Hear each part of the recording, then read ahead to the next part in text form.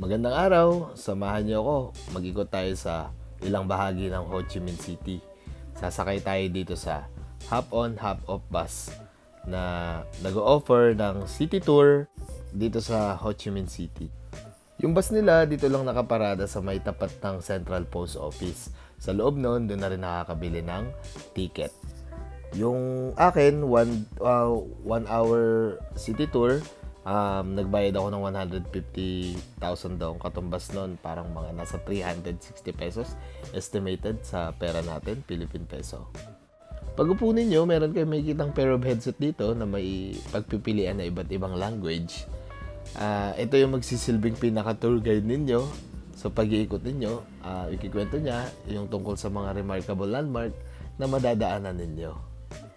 Starting point natin, dito sa tapat ng Central Post Office. Yung magandang building na yan, yan yun. Sa loob niyan, maraming kayo mabibili ng mga souvenir items at itong Central Post Office ay nag-ooperate pa rin bilang isang normal na post office. Sa gilid naman ito, itong merong arko na kulay blue na yan, dyan matatagpuan yung Book Street. Marami kayong mabibiling iba't ibang klase ng mga libro at meron ding mga cafe na pwede kayong mag-chill. Sumakay nga pala ako mga 3:30 ng hapon. Hindi naman masyadong tirik yung araw kaya hindi naman masyadong mainit. Kaya okay lang.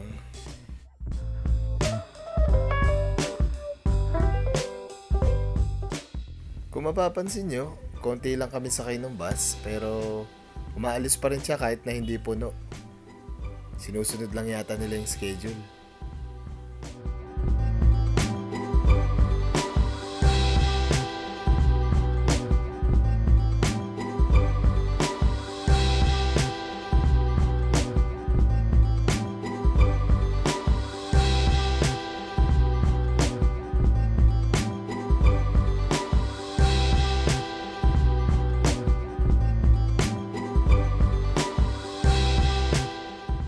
Isa sa mga napansin ko dito na magaganda ay malinis yung kanilang lugar tapos maraming mga puno sa gilid ng daan.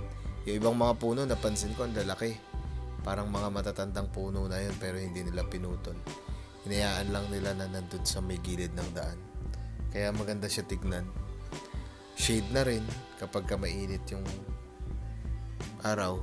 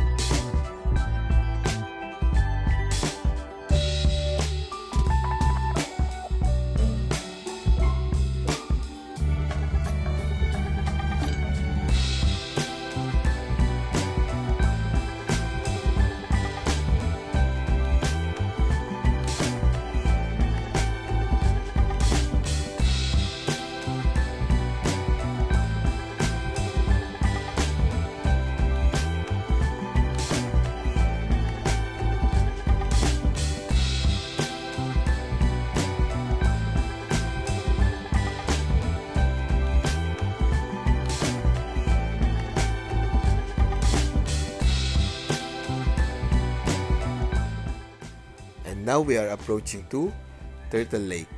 Itong may malaking tower na to na nakikita nyo sa ating harapan, ang tawag po dyan sa parang park na yan ay Turtle Lake. Kung makikita nyo, yung parang daanan na yan, hugis, turtle yan. Paboritong puntahan yan ng mga Vietnamese at ng mga turista. Located siya sa District 3 pero malapit lang siya sa city center, which is the District 1.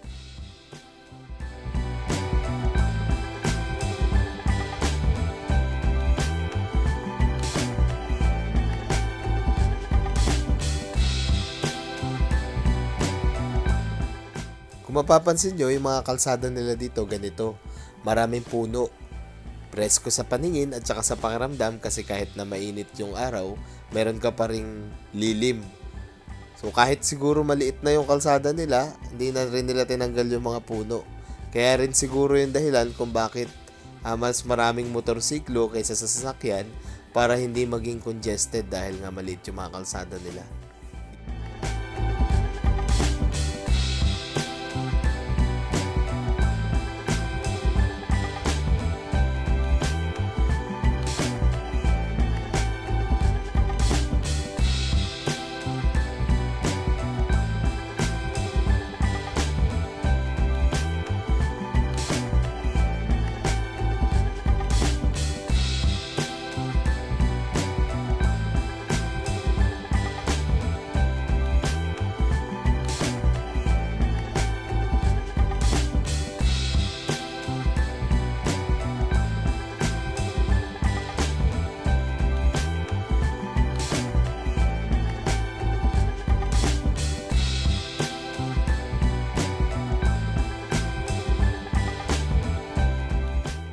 Ito namang building na to, high school ito. So ito sa mga school nila dito, ganito yung tsura.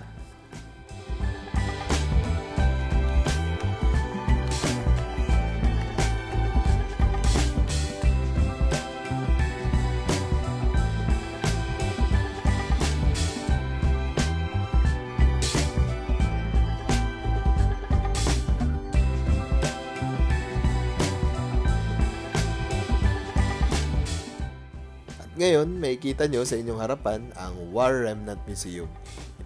Isa ito sa mga may re-recommend ko na puntahan ninyo. Makikita nyo, merong mga replika dyan ng mga sasakyang pandigma na ginamit noong panahon ng Vietnam War. Sobrang dami nyong matututunan lalo na sa history ng Vietnam. Specifically, nung panahon ng giyera dito sa bansa nila.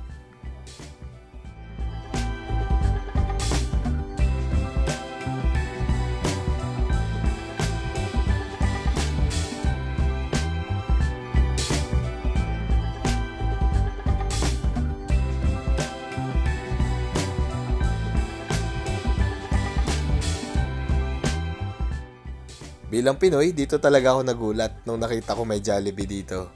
Trinay ko rin kumain dyan at nakakatuwa lang kasi merong mga may mga pagkakaiba tulad nung pag umorder ka ng manok, merong kasamang gulay at saka soup na hindi naman natin normally nakikita dito sa atin. Wala din silang gravy. Pero yung lasa ng spaghetti at saka ng manok parehong-pareho lang dito sa atin.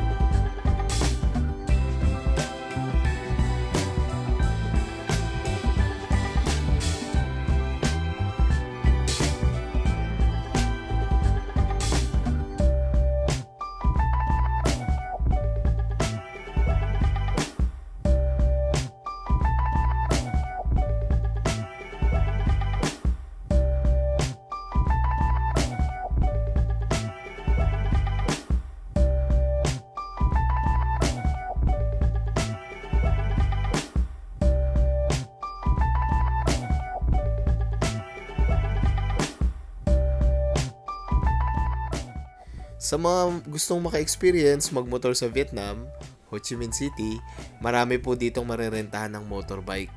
Hindi ko nga lang natanong kung magkano pero marami po kayo marerentahan dito.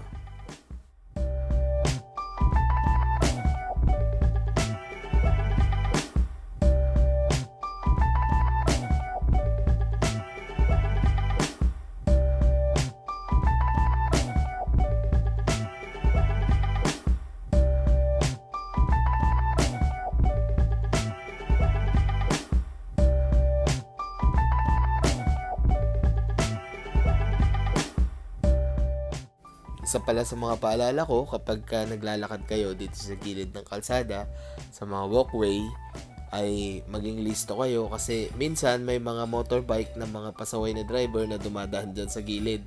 Kaya kung mapapansin nyo, merong mga harang na bakal dyan sa mga walkway nila kasi para maiwasan yung mga motorbike na dumaan dyan. So yun, pag maglalakad kayo, maging listo kayo at mapagmatsyag para iwas disgrasya.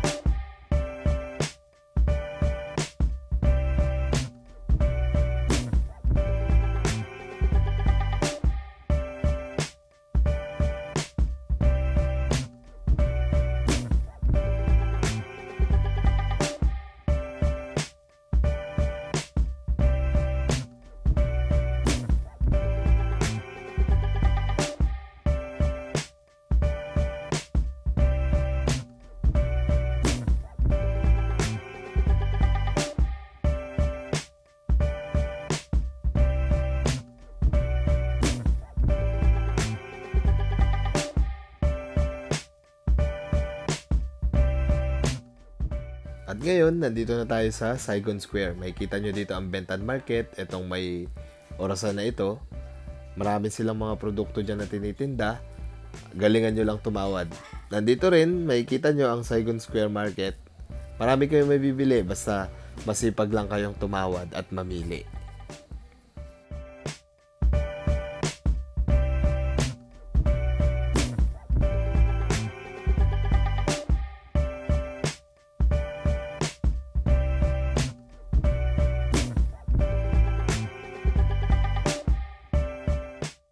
Isa sa pinakamataas at pinakamagandang skyscraper na makikita natin dito sa Ho Chi Minh City, ang Bitexco Financial Tower.